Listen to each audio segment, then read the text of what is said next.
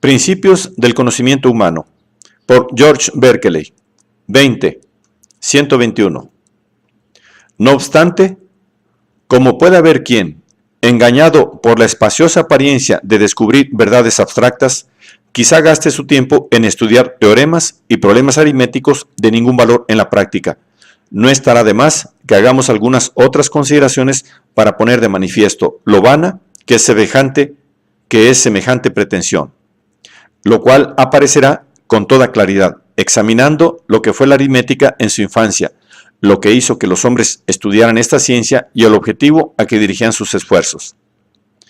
Es muy natural pensar que los hombres primitivos, para ayudar su memoria y facilitar el cálculo, se valieran de objetos para contar.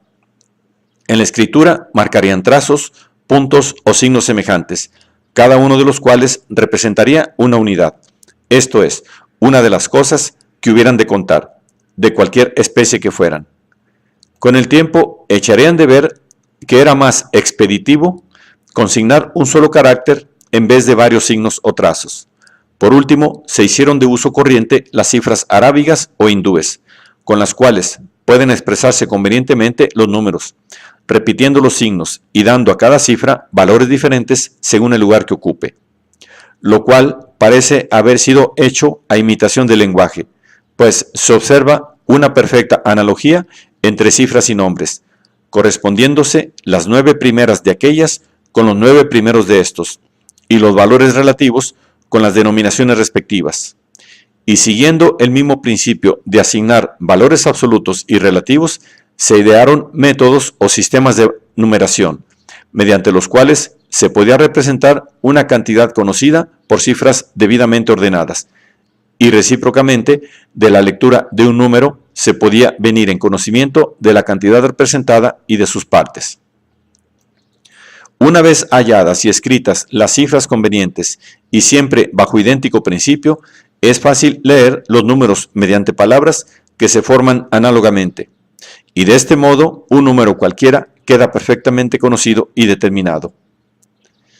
Puede decirse que se conoce el número que representa una cantidad dada, cuando se sabe el valor de las cifras que debidamente ordenadas la identifican, porque así podemos, con auxilio de las operaciones aritméticas, fijar los números que corresponden a las partes de la cantidad, y calculando de esta forma, siempre mediante los signos convenidos, por la relación que hay entre ellos y los grupos de objetos en que uno se toma por unidad, ya nos será fácil sumar, dividir, establecer proporciones y operar de todas maneras con las cantidades mismas que las cifras representan. 122. En aritmética, pues, se consideran no las cosas, sino sus signos, que por lo demás no se toman en cuenta por lo que son en sí mismos, sino porque sirven para dirigirnos con respecto a las cosas y disponerlas debidamente.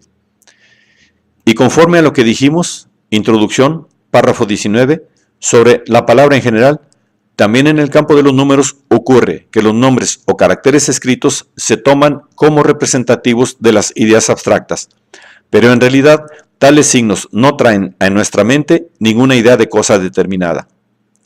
No es mi propósito, por ahora, descender a más detalles sobre este punto. Sin embargo, haré notar que, según lo expuesto, los que se toman por verdades abstractas o teoremas relativos a los números versan sobre las mismas cosas que se pueden contar o medir, aunque para su expresión se utilicen los nombres y cifras. Y estos no se consideran sino en cuanto que son signos, elegidos para simbolizar las cantidades que el hombre necesita calcular. En consecuencia, estudiar los números por sí solos sería tan ocioso y desatinado como gastar el tiempo en críticas sobre el uso de las palabras y en razonamientos y controversias puramente verbales, olvidando el primitivo destino y el uso natural del lenguaje. 123. De los números de esta ciencia no se menciona ni como axioma ni como teorema la infinita divisibilidad de la materia finita, pero se la supone y admite, considerándola tan inseparable de los principios y procesos demostrativos geométricos que los matemáticos jamás la han puesto en duda, ni han hecho la menor cuestión sobre ella. Y como esta noción es el origen de esas curiosas paradojas geométricas que tan claramente repugnan al sentido común y que con tanta dificultad admite el entendimiento no viciado por la disciplina de la instrucción, no es de extrañar que a ella haya de atribuirse la extrema y delicada sutileza que tan tedioso y difícil han hecho el estudio de las matemáticas. De aquí que si logramos hacer comprender que una extensión finita no puede contener infinito número de partes, o sea, que no es infinitamente divisible, habremos desembarazado la geometría de grandes dificultades y contradicciones que se han tenido como un reproche a la razón humana y cuyo conocimiento supone mucho más tiempo y trabajo que ningún otro estudio. 24.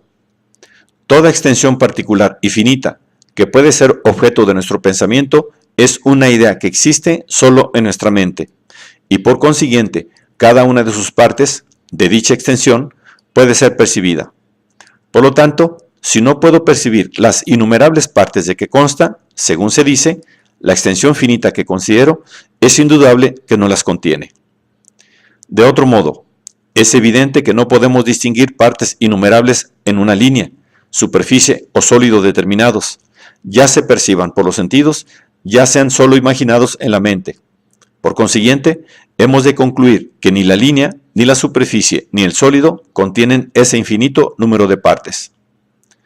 Para mí es evidente que las extensiones que contemplo no son otra cosa que mis propias ideas, y no menos claro resulta que me es imposible fraccionar cualquiera de mis ideas en un número infinito de otras ideas. En consecuencia, no son divisibles hasta lo infinito. Si por extensión finita se quiere significar algo diferente de una idea finita, declaro francamente que no sé lo que es, y por lo mismo nada puedo afirmar o negar de ello. Pero si las palabras extensión, partes, divisible y demás se toman en un sentido inteligible, es decir, como ideas, entonces resulta manifiesta contradicción el decir que una cantidad o extensión finita se compone de un número infinito de partes, como cualquiera podrá reconocer a primera vista. Semejante afirmación jamás podrá tener el asentimiento de ningún ser dotado de razón, si no es que se ha visto obligado a admitirla lentamente y como por etapas, así como a un gentil converso no se le puede hacer creer de momento y sin previa instrucción el milagro de la transubstanciación. Los prejuicios arraigados desde antiguo fácilmente se convierten en principios, y las proposiciones que revisten este carácter, al igual que sus corolarios, por un inexplicable privilegio, se consideran de absoluta certeza sin más examen.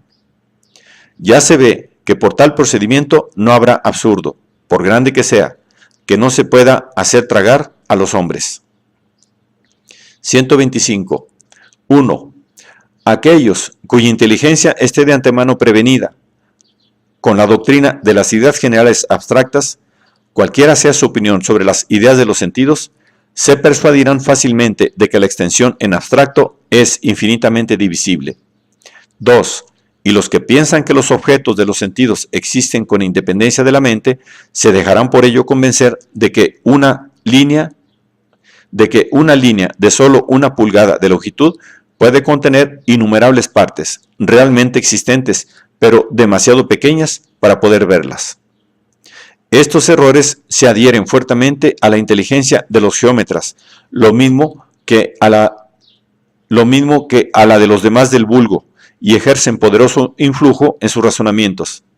No sería difícil hacer ver cómo las demostraciones geométricas de la infinita divisibilidad de la materia no reconocen otro fundamento. Por ahora, solo haré notar que todos los matemáticos son tenazmente partidarios de esta teoría, y esto únicamente se explica por lo que acabo de decir. 26. Ya hemos dicho en otro lugar, introducción, párrafo 15, que los teoremas y demostraciones de geometría versan sobre ideas universales. Se explicó ahí el sentido en que se ha de entender esto, a saber, en cuanto se supone que las líneas y figuras que sirven de ejemplo representan otras innumerables líneas y figuras en diferentes dimensiones. En otras palabras, el geómetra las estudia prescindiendo de su magnitud, lo que no implica que él se forme una idea una idea abstracta, sino únicamente que no toma en consideración las condiciones particulares de las figuras, grandes o pequeñas, porque esto no afecta su demostración. De donde se sigue que una línea esquemática, aunque solo tenga 1 pulgada de longitud, se puede decir que contiene 10.000 partes, pues se la considera no en sí misma, sino en cuanto es universal, y lo es únicamente en su significación, porque representa innumerables líneas mayores que ella, en las cuales efectivamente se pueden distinguir las 10.000 partes y más, si bien las que se tienen a la vista no pasen de 1 pulgada. Y de este modo, las propiedades de las líneas representadas se atribuyen, por una figura retórica muy común, al signo mismo, y erróneamente se juzga que éste las tiene, no por lo que significa o representa, sino por su propia naturaleza. 127. De la pulgada no hay tan gran número de partes, pero puede haber líneas que contengan muchas más. Por eso se dice que aquella línea que no pasa de la pulgada tiene un número de partes mayor de lo que se puede imaginar. Esto es infinito, lo cual es cierto, pero no de aquella línea de 1 pulgada en absoluto, sino de las líneas que ella representa. Lo que sucede es que los matemáticos olvidan esto, y fácilmente vienen a caer en el error de creer que aquella pequeña línea trazada en el papel contiene infinito número de partes.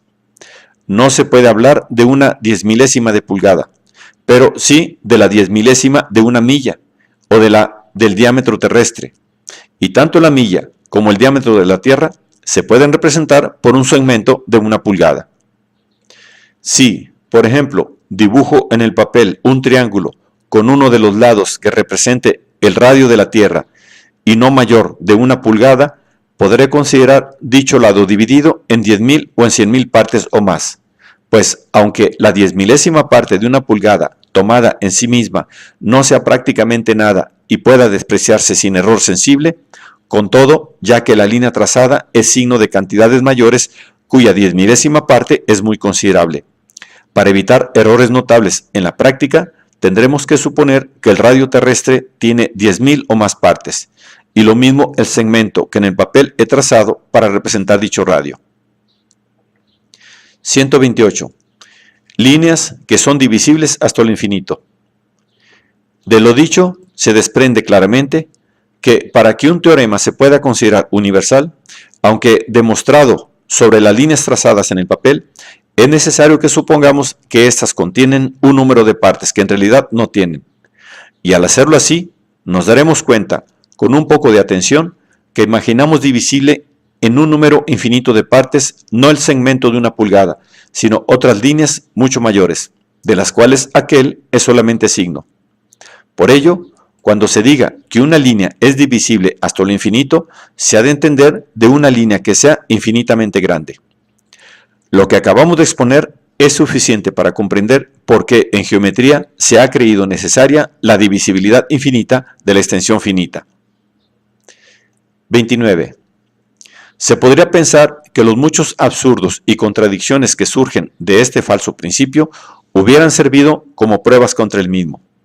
Y sin embargo, no sé en virtud de qué lógica no se admiten las pruebas a posteriori contra las proposiciones relativas al infinito, como si no fuera imposible, aún para una mente infinita, el conciliar cosas contradictorias, como si todo absurdo que rechaza la mente humana tuviera conexión con la verdad, o de ella pudiera derivarse.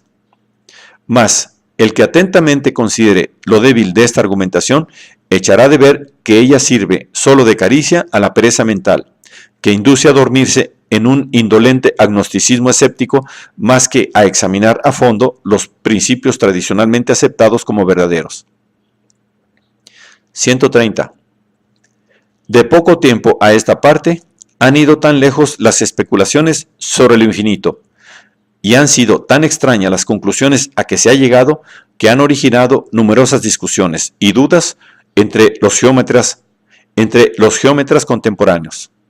Algunos de los más renombrados autores sostienen no solo que una línea es divisible en un número infinito de partes, sino que cada una de estas es a su vez divisible, también hasta lo infinito, en infinitésimos de segundo orden, y así sucesivamente e indefinidamente. Según ellos, existen infinitésimos de infinitésimos de infinitésimos, sin jamás llegar al fin, de suerte que un segmento que mida 1 pulgada no solo contiene infinito número de partes, sino una infinidad de infinidades, más allá de lo que se pueda pensar o imaginar. Otros matemáticos afirman que los infinitésimos de orden inferior al primero no son nada en absoluto, juzgando con mucha razón que es cosa absurda suponer existe una capacidad positiva o parte de la extensión que, aún multiplicada por infinito, pueda ser menor que cualquier cantidad dada, por pequeña que sea. Por otra parte, no es menos absurdo pensar que el cuadrado o el cubo o cualquier potencia de un número positivo y real pueda despreciarse por ser cantidad infinitamente pequeña o equivalente a cero. Lo que se ven obligados a aceptar los que admiten infinitésimos de primer orden, aunque nieguen los de orden inferiores. Los de órdenes inferiores.